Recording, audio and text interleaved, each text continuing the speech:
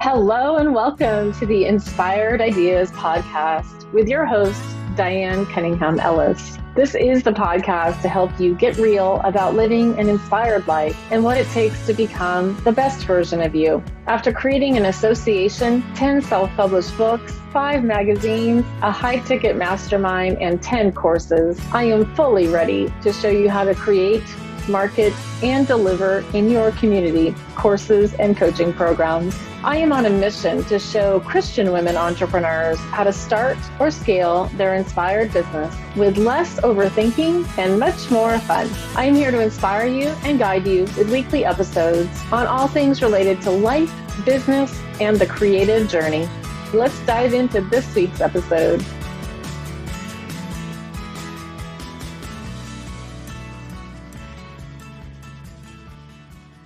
Hey, it's Diane Cunningham Ellis, and we are here for another installment for the podcast and video series, Inspired Ideas. And today, the episode is about freedom.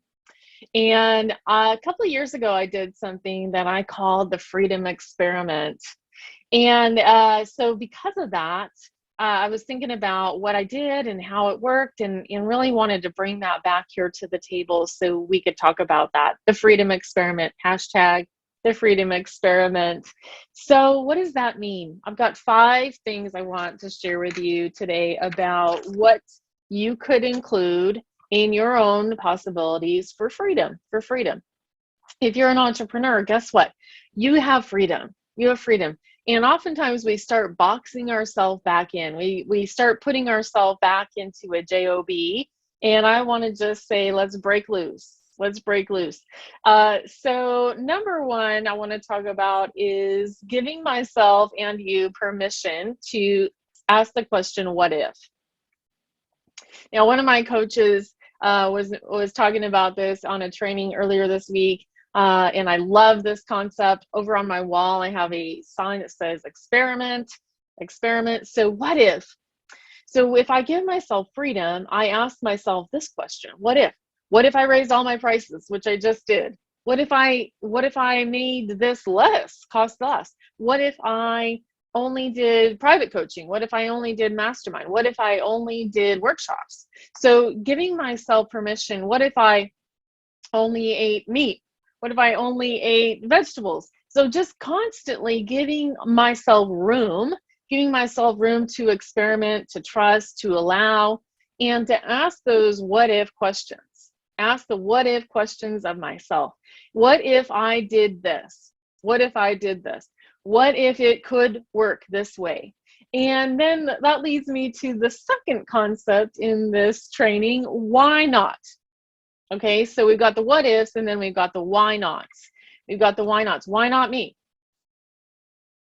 That's the question I asked when I created the National Association of Christian Women Entrepreneurs way back in 2010.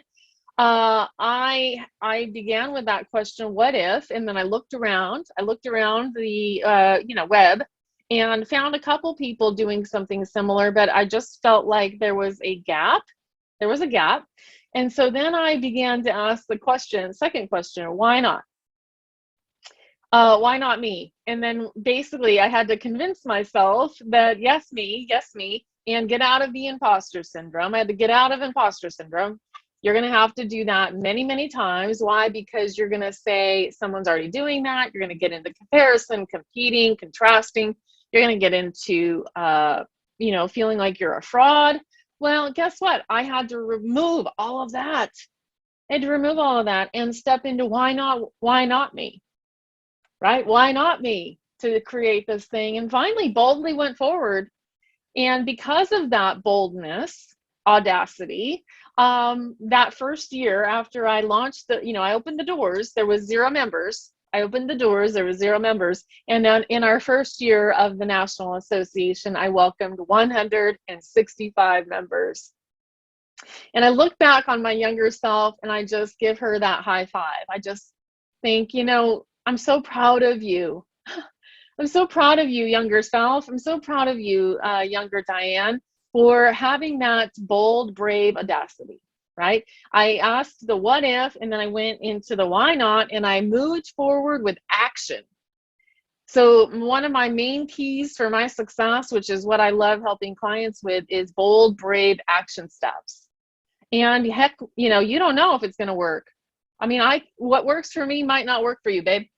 But you have to step all the way in, as they say in the 12-step rooms, come all the way in and sit all the way down, right? So if I'm a toe dipper, if I'm toe dipping and dabbling here and a dabbler there and a watcher over here and a lurker over there, it's really going to be very challenging to get anything in traction, any results, any momentum, anything in alignment, if I never actually go all the way in and sit all the way down.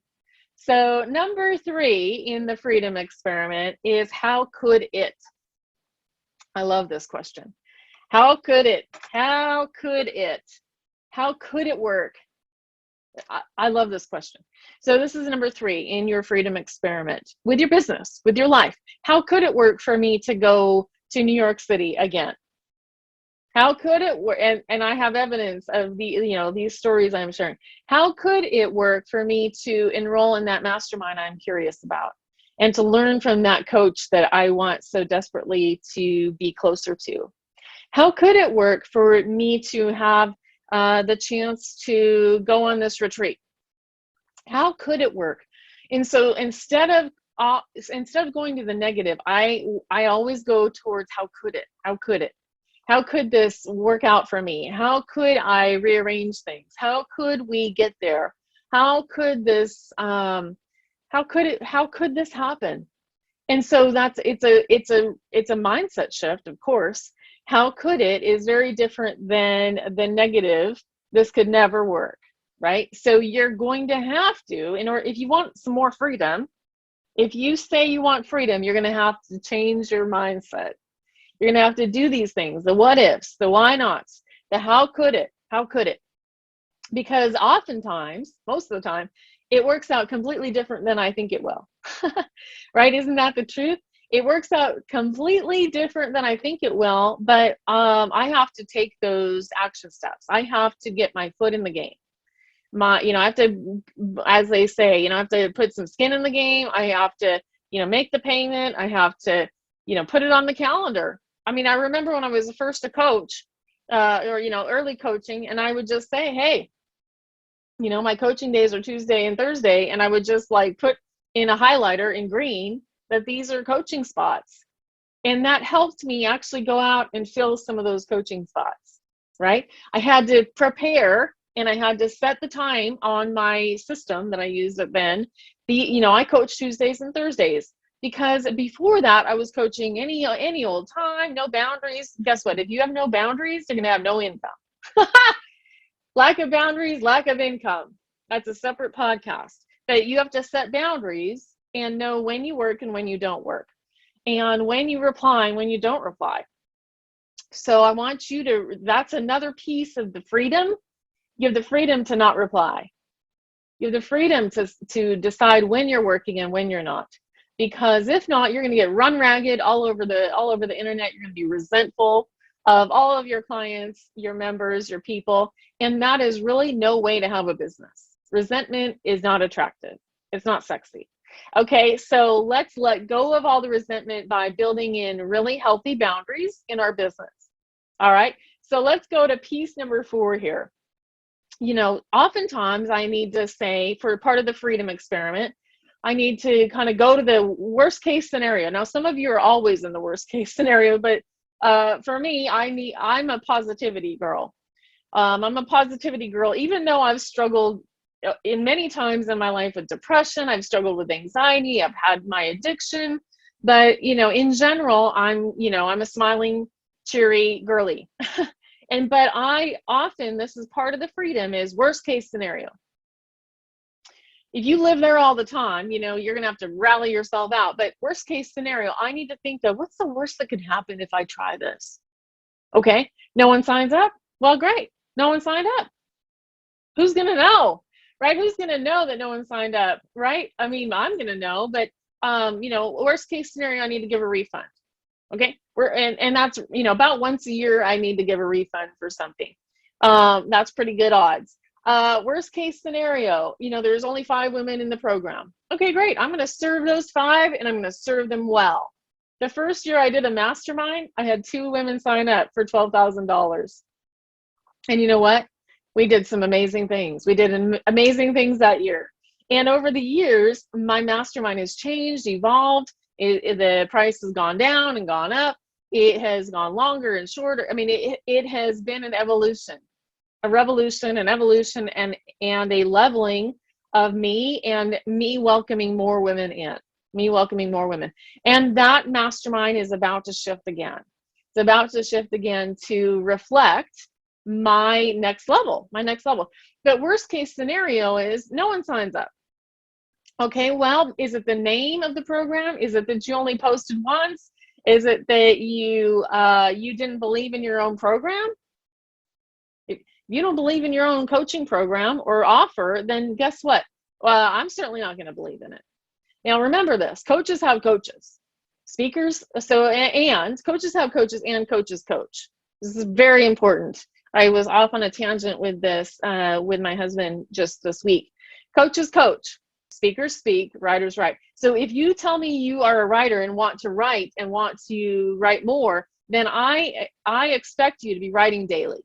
If you tell me you want to be a speaker and you're not out hosting your own podcast, doing your own videos, doing your own Facebook Lives, and getting out in front of the world in ways that actually are free, then get with the program. If you say you're a coach and you're not actually coaching and talking to people and communicating, then begin to do that. Begin to do that. So we have to practice our craft. Again, this is freedom. Practicing my craft gives me freedom because it brings me to mastery. But so worst case scenario, I can make a list of those things because that's all my fear rising up, right? Worst case scenario is my fear, and I don't want to live in fear. I live in faith. I live in faith. I live in my purpose. I live in my God's calling. And so if I'm living in fear, that's complete opposite of what I teach, preach, and live. So you have to do your own work, friend. You have to do your own work. So, write down the worst case scenario. And then last, you're going to flip it to best case. So this is number 5 in your equation. So we have number 1, what if? Number 2, why not? Number 3, how could it? Number 4, worst case. And number 5, best case. So this is where we go all the way to the top. What's the best case scenario? Woo!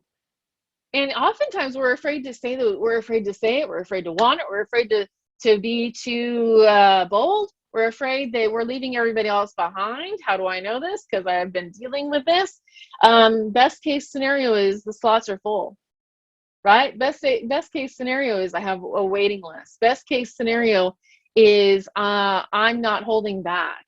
Best case scenario is I'm getting women are flocking to me, right? Best case scenario is I'm living my best life and helping others to do the same. So are you actually spending any time in your freedom journey and journaling, writing down what you really want? I've been beginning to do that daily in my journals, and I have some new practices I'm doing with prayer and journaling and writing down, really getting very honest about what's my heart's desire, and what do I really wish? What are my wishes here? So I would add that word in. What do I wish for? What do I desire? What is me living my calling and reaching more people? Best case. What's your best case scenario? And all of these really are what I would call the freedom experiment. So I want you to really tap in. I want you to tap into, what does freedom mean to you? What does freedom mean to you? Do these exercises, think it through, and really begin to step up to the plate and definitely find the mentors, coaches, consultants, counselors that it will support you as you rise. We can't do this alone, friend. We can't do this alone. We're not meant to do it alone. And freedom means that I have the opportunity to find that person, those people that really cheer me on with their pom-poms. Here's my pom-poms in my background. But I know without a doubt that I love creating communities, and I love being a part of community, because I learn so much from what you say. I learned so much from what she said and they said, and what I read in the group, and the training that I didn't even get to be a part of. I came in after that training, but I got a chance to watch it. So surround yourself with the community that will support you as you rise into your freedom. Amen. All right, friends, I am Diane Cunningham Ellis. I am your Brave business coach, and I love to support you as you create your courses, community, and coaching offers so that you can reach the world. I'll see you soon. Bye-bye.